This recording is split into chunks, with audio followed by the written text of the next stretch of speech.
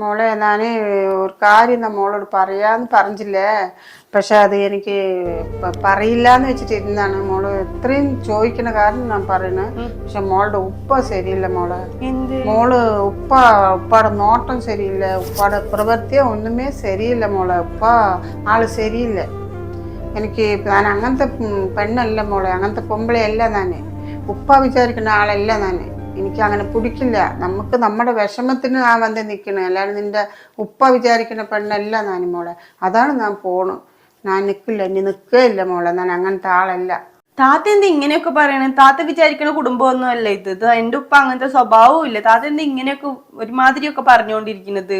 ഇല്ല മോളെ, അതെ ഞാൻ അന്ന് തുണി തോറിയിട്ടാൻ പോകുമ്പോ അപ്പുറത്ത് പെണ്ണ് പറഞ്ഞ്, ആ പെണ്ണ് എന്താ പറഞ്ഞ്, നിങ്ങൾ വന്നിട്ട് 4ാമത്തെയാണ്, ഇവിടെ ആരും അങ്ങനെ വന്ന 1 മാസം തികഞ്ഞു നിൽക്കില്ല, ആ വീട്ടിലത്തെ കിളവൻ ശരിയല്ല എന്ന് പറഞ്ഞു. എന്നോട് ആ പേര് പറയണ്ടെന്ന് പറഞ്ഞിട്ടാണ് എന്നോട് പറഞ്ഞത്. அந்த வீட்டில் കിളവൻ ശരിയില്ല, വന്നവരെയൊന്നും നിർത്തില്ല, அந்த കിളവൻ്റെ സ്വഭാവം മോശമാണെന്ന് പറഞ്ഞ്. മോള് എന്തെങ്കിലും വിചാരിച്ച് ഇനിയിപ്പോൾ സങ്കടപ്പെട്ടല്ലോ എന്ന് വെച്ചിട്ടാണ് മോളെ ഞാൻ നിന്നോട് പറയാത്തത്.